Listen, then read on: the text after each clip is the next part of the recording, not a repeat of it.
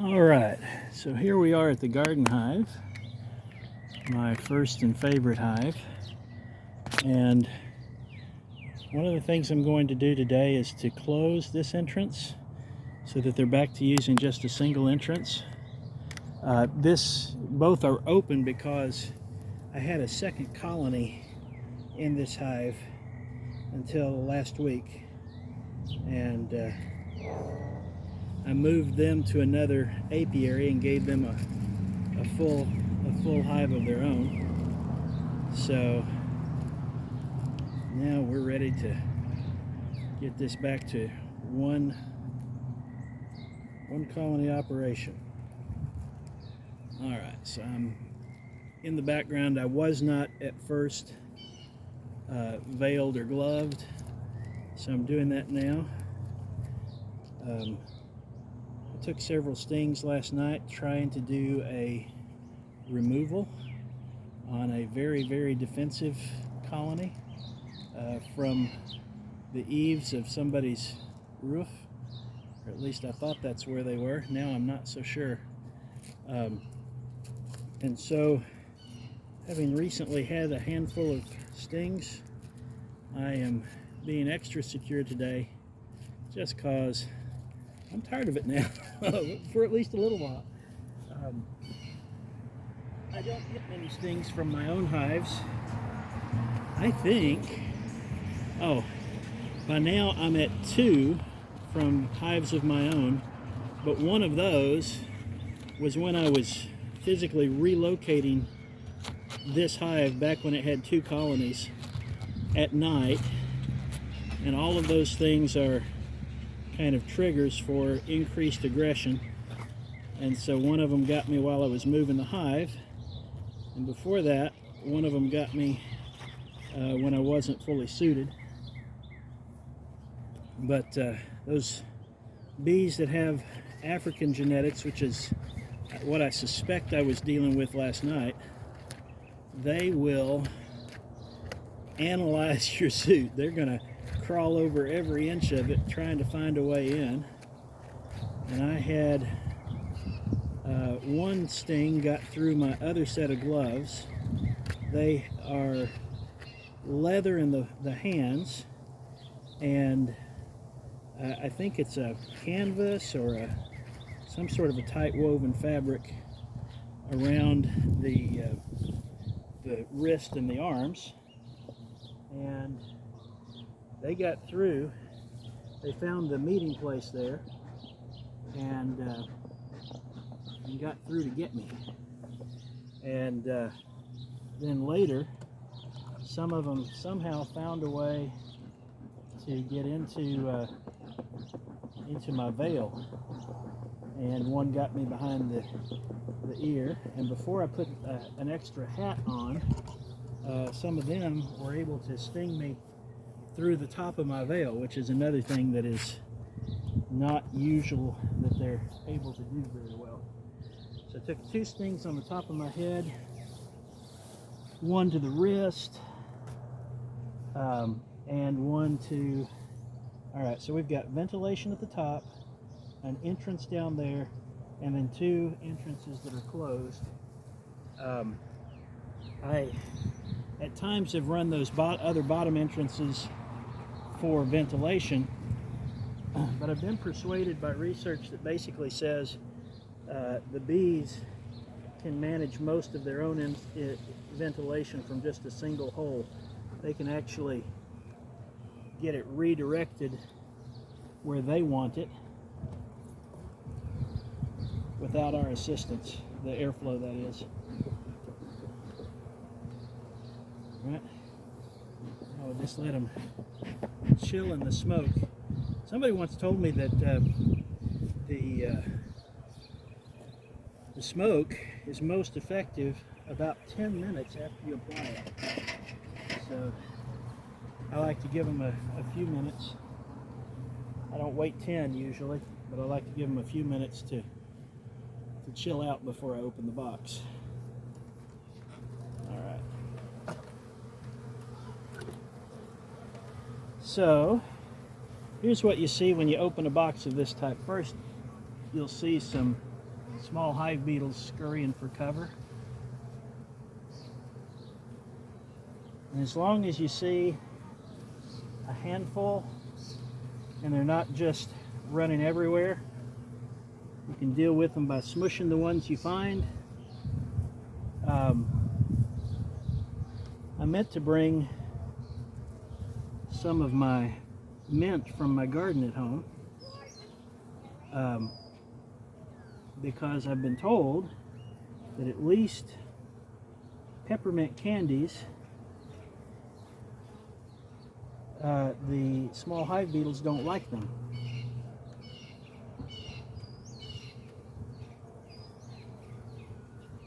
Well, there were more small hive beetles here than I'm used to seeing. And the bees are indeed harassing them, trying to put them in a jail. But I helped them out by killing, probably killed about 10 today. That's way unusual for my hives. All right, oh, it's time to add a frame. So they started building on the divider board. So I'm going to go back to the truck and get one.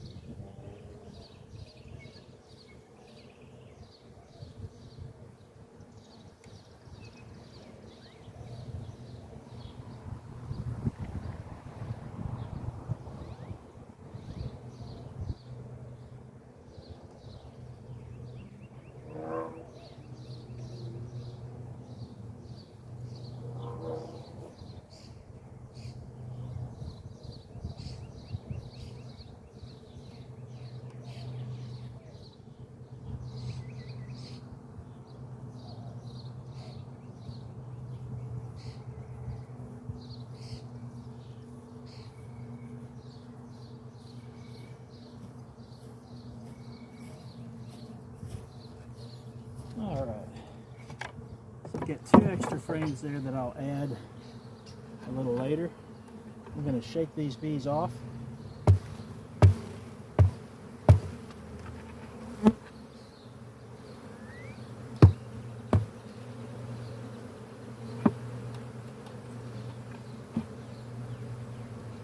I'm going to try to remove this from the divider board.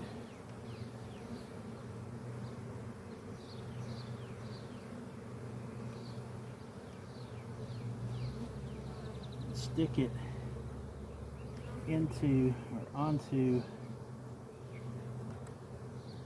let's see if I can do this. Now I've tried to secure it onto the guide piece on the frame, so hopefully they'll build the way I want them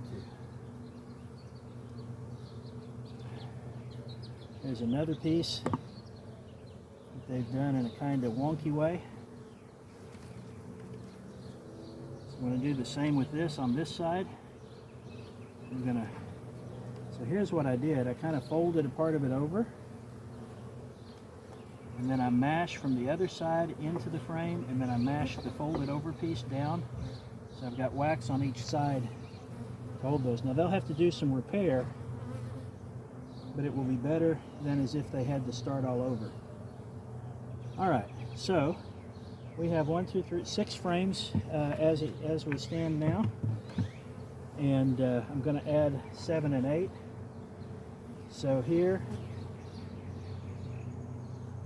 we're going to be looking at frame 6, and it is all white comb, which just means that it is freshly created. And in that comb I see some nectar. I'm going to try to keep it largely upright. I see some pollen. On this side, same thing, nectar and pollen. No sign of brood, which I would have expected that there wouldn't be. And so I'm going to move this down here for now. All right, frame 5. Wow, can't believe how much they've built these out since I last inspected. Frame 5 is also white comb. We've got brood at the top. I'm watching for a queen. She should be red marked. I've got, looks like just empty, and now I've got brood at the bottom. Brood all the way throughout, and this frame is by now, I'd call it 90% drawn out. Plenty of resources on the frame besides the brood. All right. So frame 5 is the beginning of the brood nest.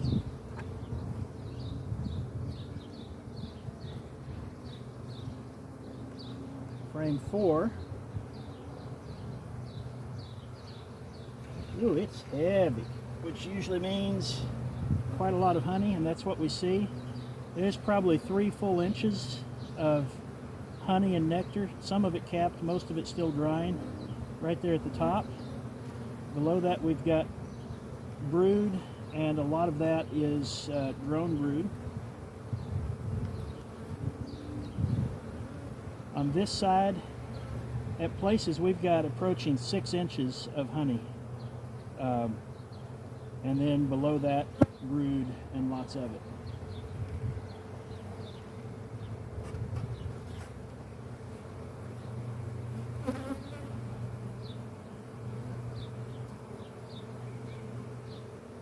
All right, frame 3.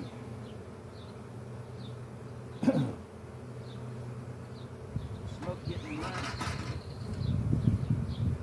face reminds me that it might help me to waft a little smoke over there. Get some of these bees that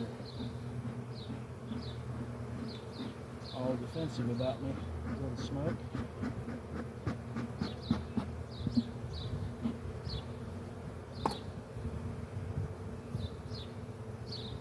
All right, back to frame 3. A little bit lighter, so that means it's probably more brood space or pollen and less nectar. So we've got probably 2 inches of honey at the top, brood everywhere. Although it's staggered, they've backfilled some of the cells and then freed them up again, and so it's kind of intermittent in terms of where a given place is going to be available. On this side, good 2 inches of honey at the top, brood below. I keep watching for a marked queen and I'm not seeing her.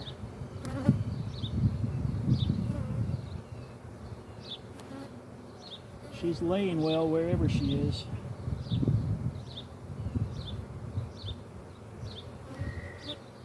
And I do have one little piece of what I call wonky comb that I need to scrape off, keep them from cross combing anything. Okay. Oh, there's some over there too.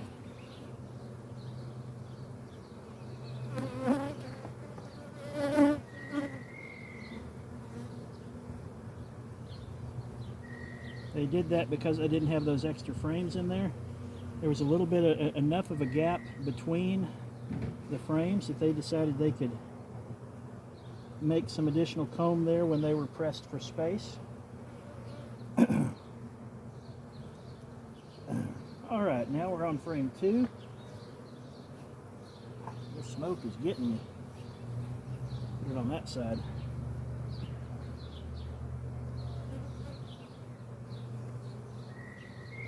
Frame 2 is another one with a lot of brood. A little bit of honey at the top, a lot of brood everywhere else. Same thing on both sides here. Keeping an eye out for the queen. Not seeing her, but there is no doubt whatsoever that they are queen right.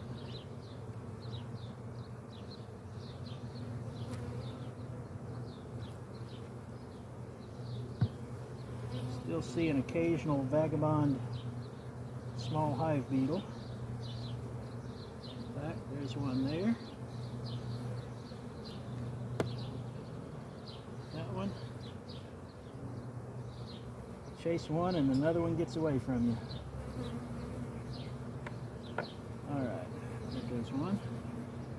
The bees are all over the small hive beetles. They're not going to have a problem controlling that population, I think. Although, there are more now than there have been before. I'm helping them reduce the population. Alright. And this is frame 1. And like the rest, it's got brood, a little bit more resources, which seems to be typical on frame 1. And with just a cursory look, I still don't see... Oh, I see the queen. She's not on a frame, she's on the wall. She still has her red mark. I think I'm going to see if I can give you a look.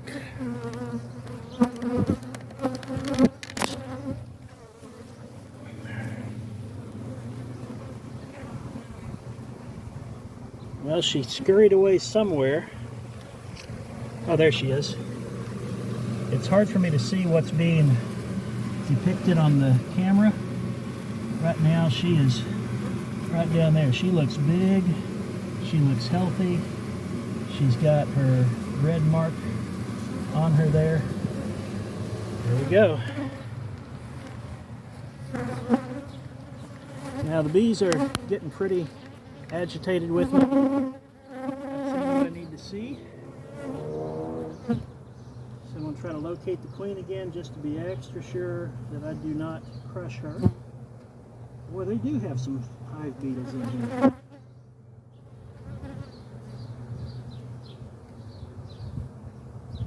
Crush a few more. Alright, I'm looking for the queen.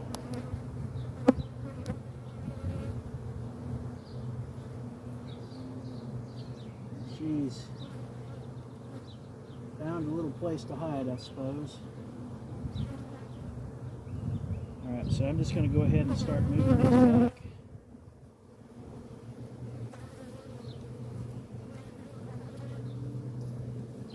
Be extra careful not to squash anything but hive beetles.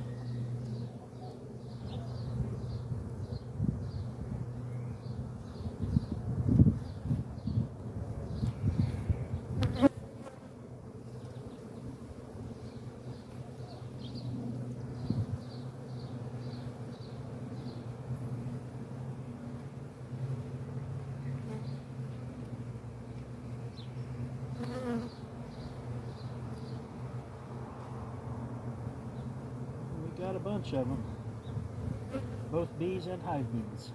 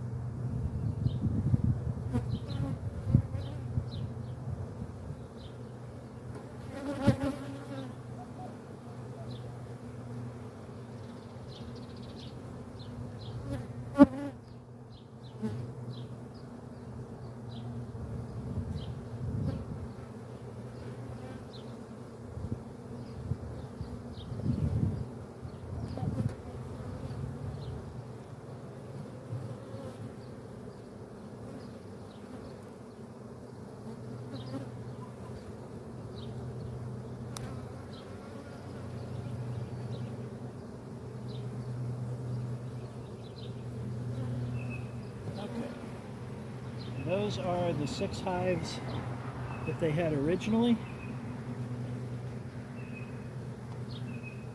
or 6 frames. I keep using the wrong word, don't I? The 6 frames they had originally. Here will be frame 7, on which I'm placing the comb that they had built on the divider board, and then 8, which is completely empty.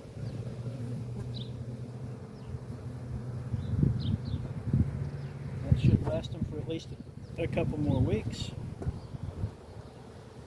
Now I'm going to move the divider board over here. We do still have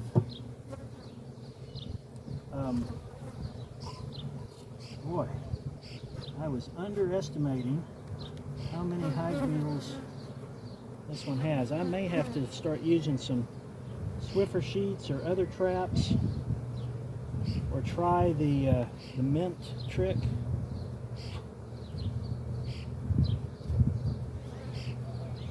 See if we can persuade the ones that are in the open space to go back towards the brood.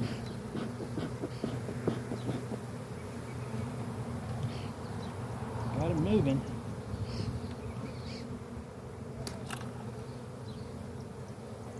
There they go. Now they're going the right direction.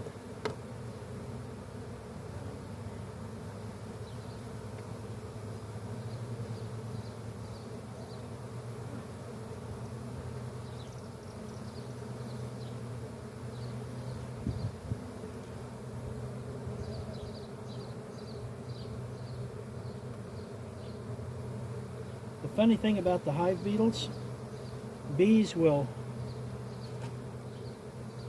fight them, they'll harass them and make them move away, but what they'll do is try to put them in an enclosed space that they seal up with propolis, and then the hive beetles will make motions with their antenna, and the bees will feed them. So there's an instinct that I guess if you stroke a bee's antenna, if you're an insect and you've got just the right technique for it, their built-in response is to feed you. So they feed the enemies of the hive after they've imprisoned them.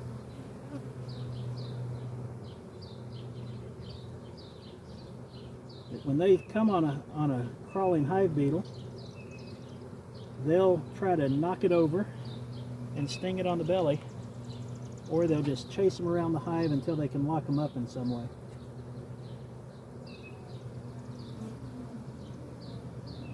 Alright, next time I work this hive, I am going to do something to control those beetles. Alright, now you girls, I know I left a little bit of nectar there, but you got to get off of that rim. You might be smushed. Nobody wants to smush you. There we go. Alright, that hive is in good shape. I'm eager to see what they do the rest of the season.